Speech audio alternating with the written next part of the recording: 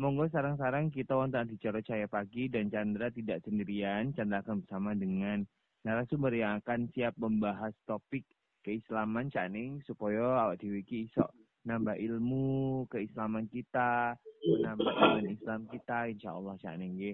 Dan hari ini kita bersama dengan Ustadz Hasan yang bergabung bersama kami hari ini. Assalamualaikum Ustadz Hasan. Waalaikumsalam warahmatullahi wabarakatuh. Kak Sandra. Alhamdulillah kita sarang-sarang wonten adicara Cahaya Pagi Ustadz. Dan Nggih. Ustadz hari ini sehat nggih? Alhamdulillah, sedikit flu ini. Alhamdulillah. Nggih, semoga-moga sehat selalu Ustadz ya. Meskipun cuaca mungkin dirasa kurang bikin semangat ya kan, semriwing. Tapi yang pastinya tetap semangat, kita harus tetap semangat hari ini nggih.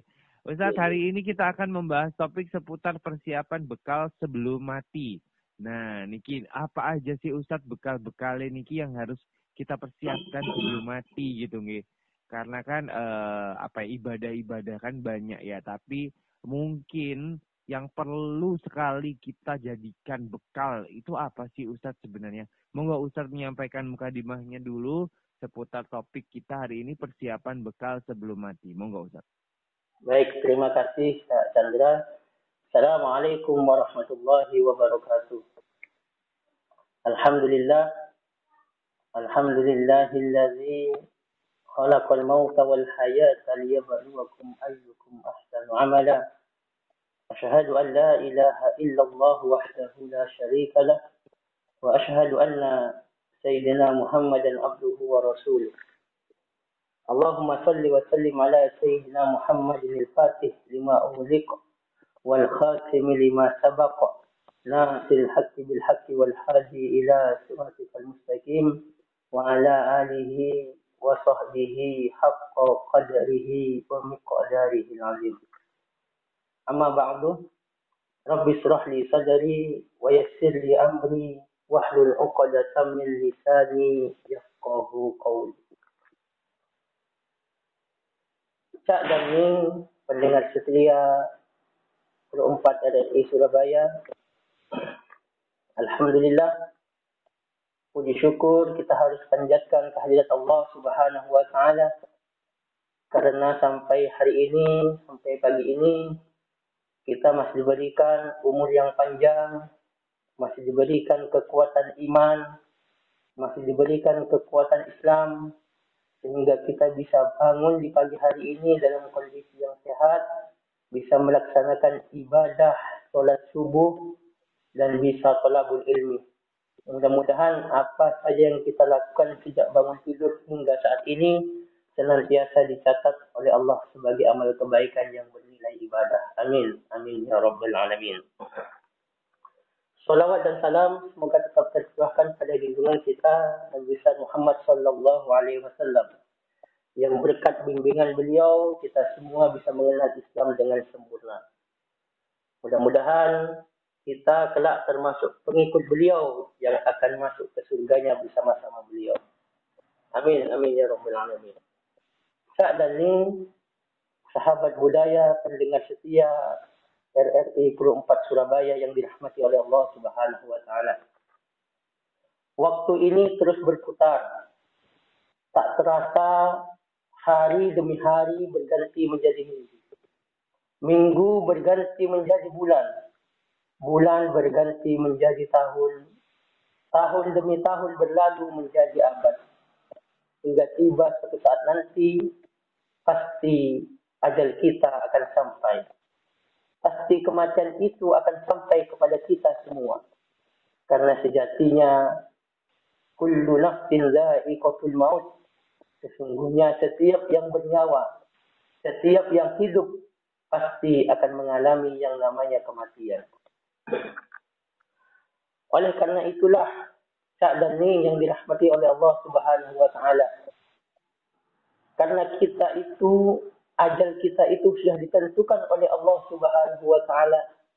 Dan ketika ajal itu tiba, maka terputuslah semua amal yang bisa kita lakukan. Sehingga kita harus bisa mempersiapkan diri sebelum menghadapi kematian-kematian itu. Boleh jadi di antara kita masih Allah berikan umur panjang hingga berpuluh-puluh tahun lagi. Boleh jadi di antara kita masih Allah berikan umur 1 tahun, 2 tahun lagi. Namun ada juga di antara kita yang mungkin masih diberikan umur sepekan, 2 pekan lagi. Atau bahkan hari ini adalah hari terakhir bagi kita. Sehingga besok sudah kita dipanggil oleh Allah Subhanahu wa Ta'ala. Wallahu a'lam. Umur kita hanya Allah yang tahu. Tetapi yang pasti, umur itu sudah ditentukan oleh Allah. Jatah kita hidup di dunia. Pasti semua kita akan kembali kepada Allah Subhanahu wa Ta'ala.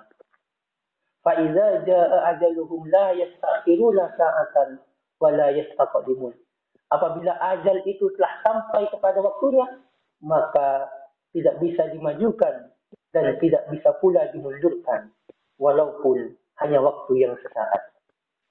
Dan ini yang dirahmati oleh Allah Subhanahu wa Ta'ala. Oleh karena itulah, karena ketika mati kita sudah tidak bisa berbuat sesuatu. Ketika mati amal kita sudah putus. Idza mata banu Adam in qata amaluhu. Apabila anak Adam itu meninggal dunia, maka terputuslah semua amalnya. Yang biasanya rajin sholat, sudah tidak bisa melakukan sholat. Yang biasanya rajin berpuasa, sudah tidak bisa melakukan puasa. Terputus semua amal kita semasa kita hidup di dunia. Istri dan anak akan kita tinggalkan. Harta kekayaan yang kita cari sepanjang hari, sepanjang tahun, sepanjang kita hidup. Bahkan terkadang demi mencari harta, demi mengumpulkan harta kita meninggalkan sholat. Alhamdulillah. Tetapi harta yang kita cari, yang kita kumpulkan di dunia itu, tidak akan kita bawa untuk mati. Oleh karena itulah, yang kita persiapkan adalah amal-amal soleh dan amal kebaikan yang telah akan menemani kita ketika kita sudah kembali kepada Allah Subhanahu wa Ta'ala. Dan ini yang dirahmati dan dimuliakan oleh Allah Subhanahu wa Ta'ala. Oleh karena itulah, sebagai hamba yang cerdas, kita hidup di dunia ini hanya sementara. Maka mari kita persiapkan bekal terbaik untuk menghadapi ajal kematian yang akan menjemput kita. Minimal ada 3 hal yang perlu kita siapkan sebelum ajal kita datang menjemput kita. Apa itu?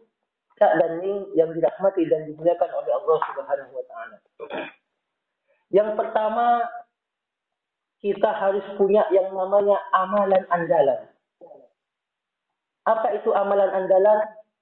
Amalan yang kita lakukan secara rutin dan istiqomah, walaupun jumlahnya sangat sedikit. Banyak para sahabat Rasulullah SAW yang karena amalan kecil kemudian menjadikannya mendapatkan jaminan surganya Allah Subhanahu wa Ta'ala. Contoh misalnya, ada sahabat yang bernama Qatadah bin Nu'man. Beliau memiliki amalan andalan, yaitu beliau senantiasa melaksanakan sholat qiyamul lail, sholat tahajud. Dan setiap rakaat sholatnya, beliau selalu membaca surah Al-Ikhlas. Qul huwallahu ahad, Allahus samad, lam yalid wa lam yulad wa lam yakul lahu kufuwan ahad. Rakaat pertama dan rakaat kedua, ketika melaksanakan sholat tahajud, beliau selalu membaca surah Al-Ikhlas. Kemudian diajukan kepada Rasulullah SAW. Maka Rasulullah menjawab, "Wahai Nu'man, kenapa engkau selalu membaca surah Al-Ikhlas setiap kali engkau melaksanakan sholat tahajud?" Katanya Qatadah bin Nu'man, "Karena aku cinta terhadap surah Al-Ikhlas." Maka Rasulullah mengatakan, lantaran kecintaanmu terhadap surah Al-Ikhlas dan engkau istiqomah mengamalkannya, maka insya Allah amalan itu akan berbalas surga di sisi Allah Subhanahu wa Ta'ala. Ada juga sahabat lain, seperti contohnya Bilal bin Rabah. Ketika Rasulullah SAW melaksanakan Isra dan Mi'raj,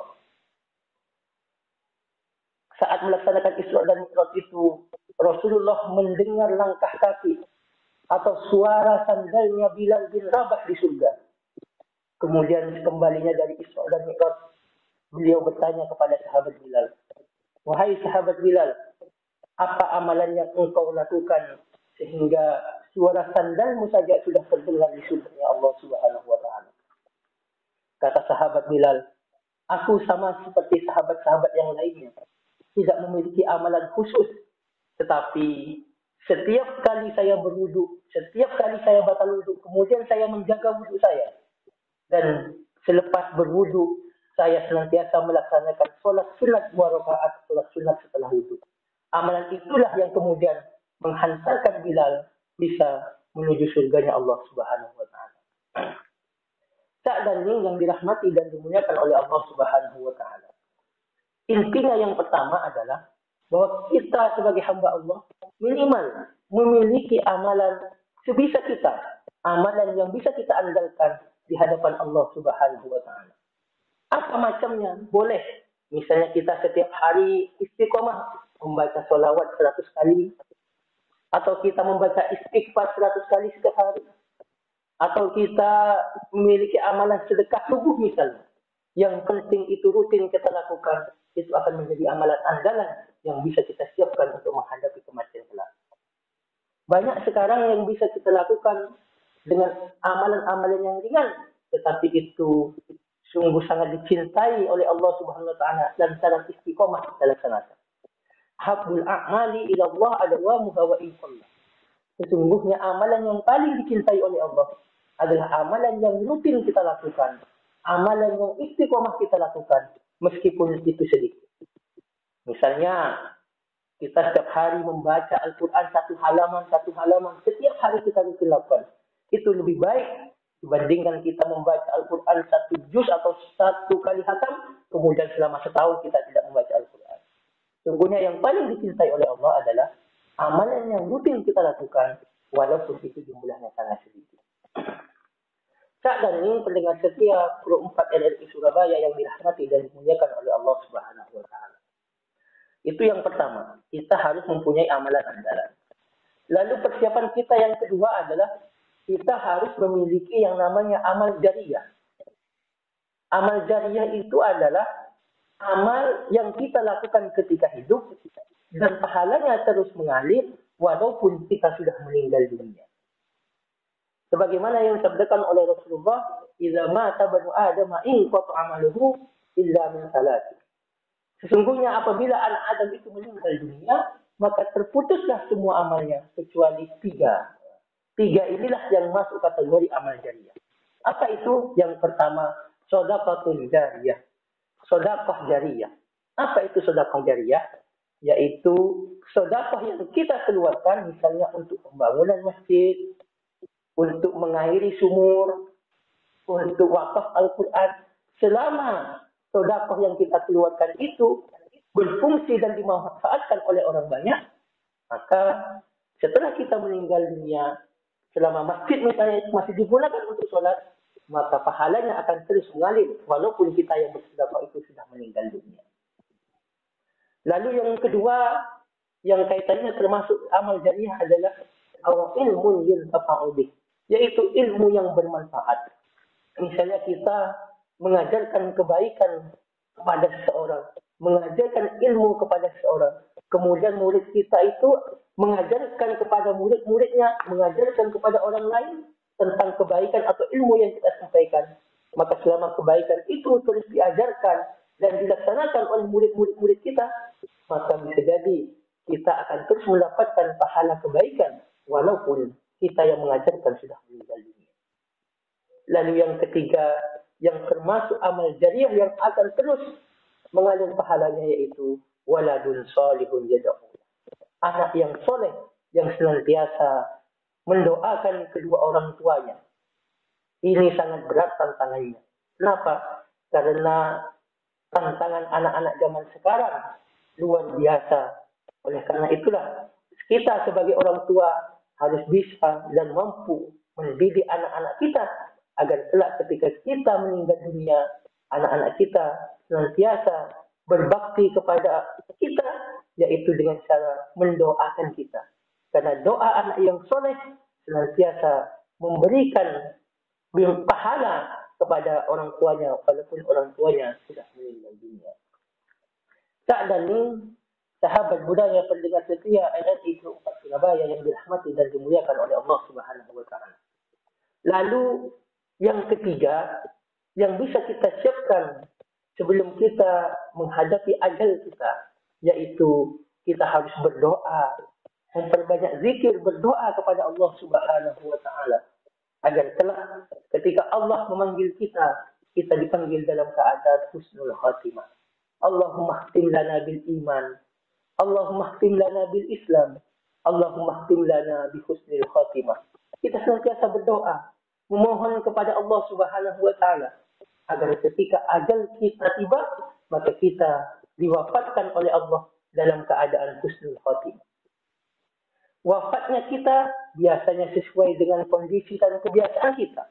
Oleh karena itulah, implementasi doa yang kita mohonkan kepada Allah harus dibarengi dengan perbuatan baik yang kita lakukan. Orang yang biasa membaca Al-Quran, maka matinya juga akan dalam kondisi membaca Al-Quran. Orang yang biasa mengerjakan kebaikan, sering datang ke masjid, tidak menutup kemungkinan meninggalnya pun tidak jauh dari masjid. Tetapi orang yang senantiasa bermaksiat, orang yang senantiasa datang ke tempat maksiat, boleh jadi meninggalnya sesuai dengan kebiasaannya itu, yaitu berada di tempat maksiat. Oleh karena itulah, selain kita berdoa kepada Allah, implementasi doa kita itu agar kita husnul khatimah, menghadap Allah dalam keadaan membawa iman dan Islam, maka kita barengi juga dengan amal-amal perbaikan yang soleh, amal perbuatan yang senantiasa diridhoi oleh Allah Subhanahu wa taala. Sa'dani yang dirahmati dan dimuliakan oleh Allah Subhanahu wa taala. Oleh karenanya kita berharap dalam doa kita, mudah-mudahan ketika ajal datang menjemput kita, kita kembali kepada Allah dalam kondisi beriman kepadanya. Mudah-mudahan ketika ajal kita datang, kita bisa kembali kepada Allah dalam kondisi yang sudah bersih. Dosa-dosa kita sudah diampuni oleh Allah Subhanahu wa taala. Mudah-mudahan ketika kita dipanggil oleh Allah, banyak orang yang mensolati kita, terutama anak kita sendiri bisa mensolati jenazah kita, karena anak kita merupakan anak-anak yang kita harapkan aliran pahalanya menjadi anak yang soleh yang senantiasa mendoakan kita ketika kita sudah meninggal dunia. Sa'dani yang dirahmati dan dimuliakan oleh Allah, mungkin inilah sedikit pembuka. Mudah-mudahan apa yang saya sampaikan menjadi introspeksi bagi diri kita. Sudah siapkah kita kembali menghadap Allah dengan bekal yang cukup? Karena kita semua merupakan calon-calon jenazah yang kita akan kembali kepada Allah. Dan mudah-mudahan kita bisa kembali dengan membawa iman dan Islam. Demikian Kak Chandra. Kurang lebihnya mohon maaf. Assalamualaikum warahmatullahi wabarakatuh. Waalaikumsalam warahmatullahi wabarakatuh. Matur nuwun Ustadz Hasad menyampaikan mukadimah seputar bagaimana kita menyiapkan bekal sebelum mati nih Ustadz nih. Bahwa tadi yang disampaikan oleh Ustadz bahwa kita ini masing-masing dari kita ini harus punya amal andalan ngaten nggih. Harus punya ibadah andalan, amalan andalan yang itu diistiqomahkan gitu ya.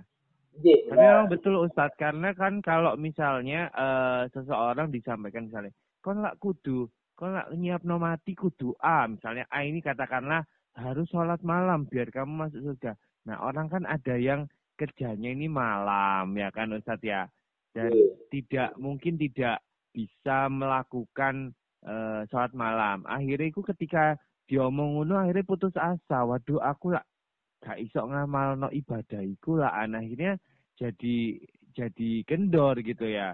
Padahal sebenarnya kita ini sebagai manusia, sebagai personal itu bisa memilih amalan yang sesuai dengan kita gitu nggih Ustadz nggih? Iya benar, karena amalan andalan itu yang penting kita istiqomah, rutin melakukan, tidak harus malam, bisa pagi, bisa siang, bisa sore, di setiap waktu 24 jam itu kita bisa memilih. Bermacam-macam caranya. Yang penting dilakukan secara istiqomah. Iya, jadi memang tidak terbatas amalan yang paling baik itu ini gitu enggak ya, tapi kita bisa menyesuaikan dengan diri kita mana yang kita bisa istiqomahkan gitu nggih Ustaz nggih.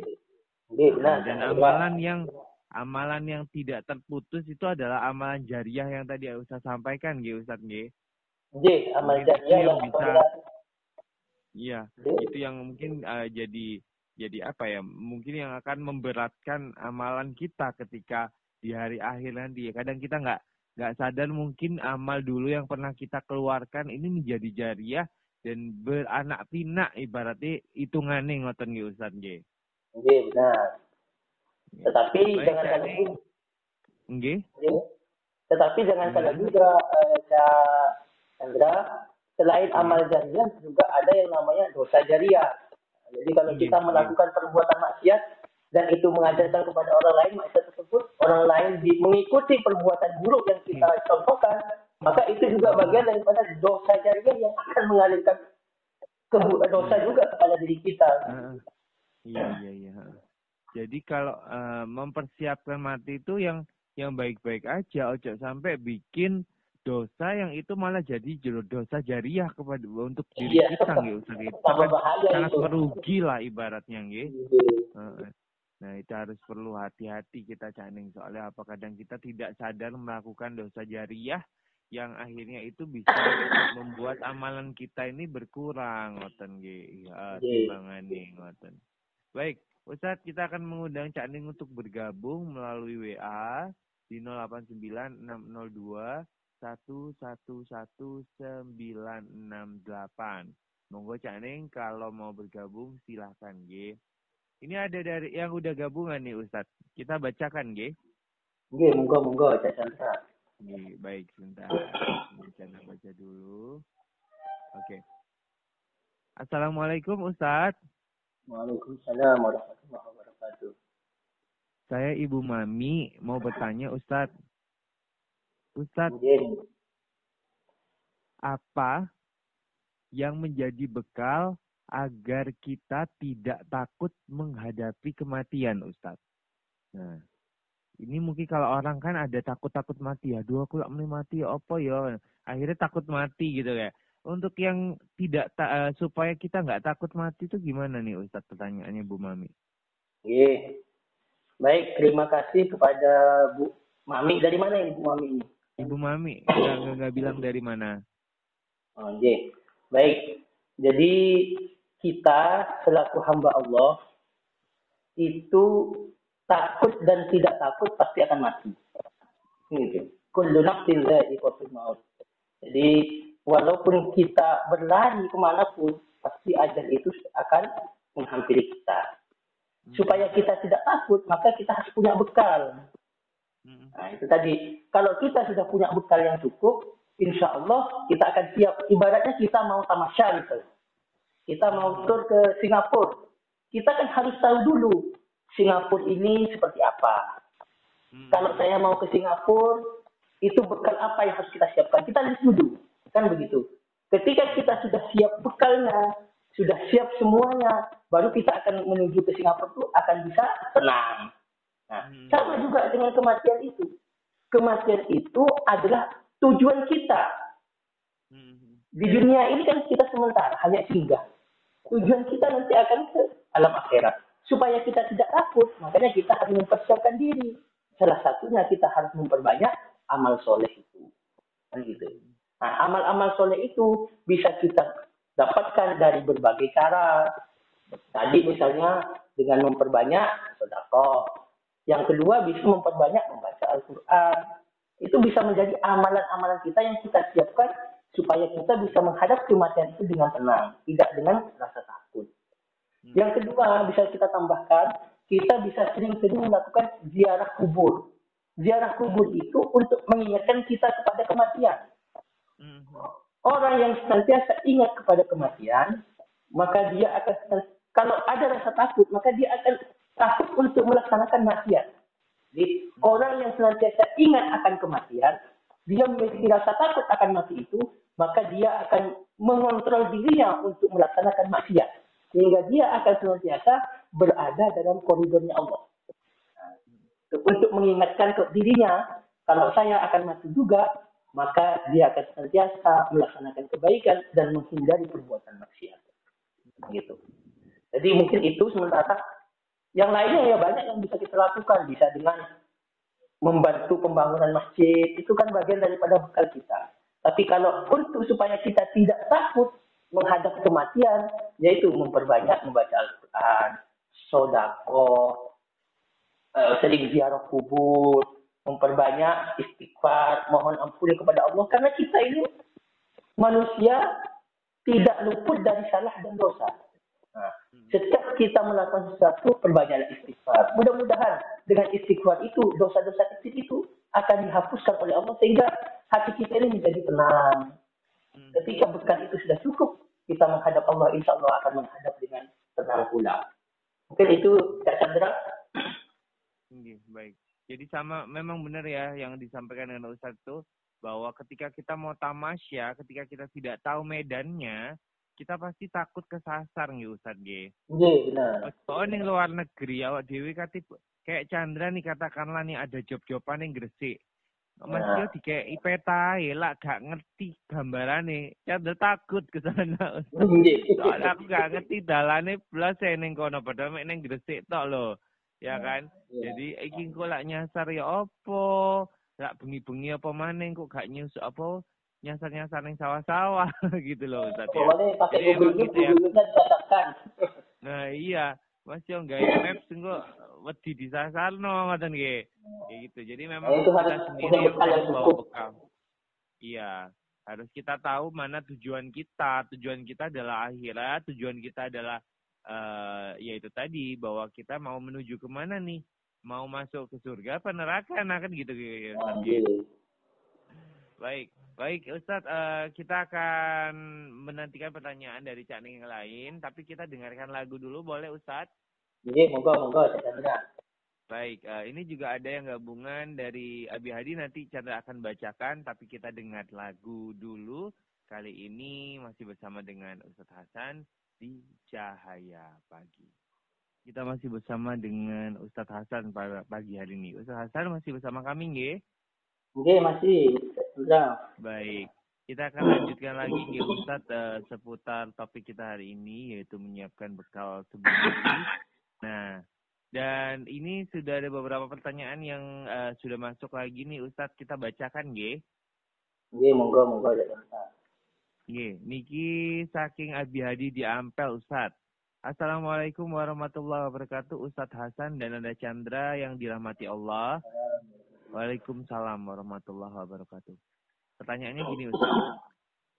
Apa yang paling utama dan harus kita persiapkan dalam hari kiamat dunia yaitu hari kematian? Selain tawakal kepada Allah, mengerjakan perintahnya dan menjauhi larangannya, serta mengikuti sunnah Rasul Muhammad SAW. Mohon pencerahannya Ustaz. Syukron, jazakumullah khairan katsira. Assalamualaikum warahmatullahi wabarakatuh. Waalaikumsalam. Ya, pertanyaannya gitu ya, Ustadz. Apa yang paling utama dan harus kita persiapkan selain tawakal, menjalankan perintahnya dan menjauhi larangannya? Nah, apa yang paling utama, Ustadz? Selain itu. Baik. Sebenarnya dengan takwa kepada Allah, dengan tawakal, menjalankan perintahnya dan menjauhi larangannya, itu sudah sempurna. Jadi kalau orang seperti itu kan sudah benar-benar berada di jalannya Allah. Kalau sudah seperti itu, berarti dia sudah siap untuk menghadapi ajalnya. Kan banyak di antara kita itu terkadang diri kita ini belum mantap walaupun kita sudah banyak melaksanakan ibadah kepada Allah. Oleh karena itu, kalau menurut saya, amalan yang utama yang kita lakukan, buatlah amal jariyah. Buat amal jariyah. Karena amal jariyah ini tidak hanya manfaatnya ketika kita hidup, tetapi juga manfaatnya ketika kita sudah meninggal. Kalau ditanya, amalan apa yang paling utama? Banyak. Rasulullah itu ketika ditanya, amal apa yang paling utama? Ada yang mengatakan, ketika sahabat bertanya, yaitu mengalirkan air, membuat sumur. Membuat sumur itu manfaatnya kan untuk jangka panjang. Selama orang menggunakan air dari sumur yang kita buat itu, maka itu akan terus mengalirkan pahala kepada kita. Yang kedua, ada juga ketika ketika ditanya apa yang paling utama, ya memberi makan atau memberi makan orang miskin. Ada amal seperti itu. Tergantung pada konteks apa sahabat itu bertanya kepada Rasulullah SAW. Ada yang mengatakan amal apa yang paling utama? Rasulullah menjawab berbakti birrul walidain, berbakti kepada kedua orang tuanya. Ada juga yang jawaban Rasulullah berbeda, amal apa yang paling utama untuk kita siapkan? Rasulullah mengatakan sedekah jariyah, berbakti kepada orang tua. Ada juga yang mengatakan sholatlah tepat waktu. Nah, ketika sahabat bertanya kepada Rasulullah, Rasulullah itu tahu, oh orang ini di sholatnya kurang, maka Rasulullah mengatakan amalan yang paling utama dilakukan adalah sholatlah tepat waktu. Ketika ada orang yang bakhil, pelit, maka ketika bertanya kepada Rasulullah amalan apa yang perlu disiapkan, maka beliau menjawab Rasulullah bahwa harus sedekah. Gitu. Artinya amalan apa itu tergantung pada diri kita sendiri. Kita yang memiliki potensi diri, maka kita harus evaluasi, introspeksi diri kita. Kira-kira yang mudah untuk kita lakukan apa, sehingga itu bisa menjadi amalan andalan bagi kita untuk kita siapkan menghadapi kematian kita. Mungkin bisa sedekah subuh. Sebelum kita berangkat kerja, kita bawa nasi 1 bungkus atau uang 10.000, kita berikan kepada orang yang kita temui sepanjang jalan menuju ke kantor kita. Rutin terapkan itu juga menjadi amalan utama yang bisa kita persiapkan untuk menghadapi ajal kita. Atau bisa juga memberikan mushaf Al-Quran. Nah, Al-Quran itu selama dibaca oleh orang kita berikan itu, maka itu pahalanya akan juga terus mengalir bagi kita. Mendirikan atau wakaf misalnya membangun pesantren, mendirikan sekolah. Selama pesantren dan sekolah itu digunakan, itu akan menjadi amalan utama yang memberikan efek pahala yang terus mengalir pada diri kita. Atau juga ada kalau kita di kalangan Nahdliyin itu kan ada amalan membaca surah Al-Muluk sebelum tidur. Nah itu juga nanti akan bisa meringankan kita ketika kita berada di alam kubur. Gitu. Banyak amalan-amalan yang bisa kita lakukan yang itu semuanya berefek kepada bekal kita nanti ketika kita setelah meninggal dunia. Begitu, saya tanda. Iya, baik. Jadi memang amalan itu tadi ya bukan cuma dianggap satu amalan dari sekian banyak itu dianggap ini yang terbaik, tapi kembali lagi kepada kesungguhan seseorang itu atau kemampuannya juga gitu ya. Masih ono amalan apik, katakanlah amalan ada yang bilang jalankan haji itu adalah amalan terbaik. Nah, bagi yang tidak mampu melakukan kan ya pasti ngersulong ya Ustadz ya, mosok sih aku gak iso nglakokno iku ngono kan. Tapi kan Islam gak gitu nggih Ustadz nggih, Pak. Jadi kalau misalnya kaitannya dengan haji itu, dia tidak bisa berhaji karena tidak ada uang. Dia sholat Jumat. Sholat Jumat itu kan sama hajinya orang yang tidak bisa melaksanakan haji setiap Jumat, dia bisa mendapatkan pahala seperti ini. Atau dia sholat subuh di masjid berjamaah, kemudian dia iktikaf di masjid sampai waktu duha, kemudian sholat sunat 2 rakaat. Nah itu sama pahalanya nanti. Jadi kalau kaitannya pahala, banyak yang bisa kita lakukan untuk kita siapkan bekal itu.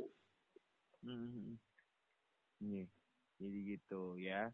Baik, kita lanjutkan, ada pertanyaan lagi nih Ustadz. Monggo. Ini mau tanya nih dari Arif di Kapasari katanya Ustadz. Pertanyaannya gini. Bekal mati dengan sholat 5 waktu saja apa cukup? Soalnya kalau mau ibadah yang lainnya itu males dan juga sibuk katanya gitu Ustaz. Bekal mati dengan sholat 5 waktu apa cukup gitu? Soalnya kalau mau ibadah yang lainnya itu males dan juga sibuk Ustaz katanya. Baik. Ustaz. Jadi Allah memberikan waktu kita itu 24 jam. Apakah selama 24 jam itu misalnya kita potong untuk sholat 10 menit lah. Sholat sekali sholat 10 menit, berarti kalau 5 kali sholat 50 menit. Anggaplah 1 jam. Dari 24 jam dipotong waktu hanya sholat 5 waktu 1 jam, kan masih ada 23 jam. Masa dari 23 jam itu kita tidak bisa melakukan amal ibadah yang lain? Nah itu pertanyaan yang bisa menjadi introspeksi diri kita.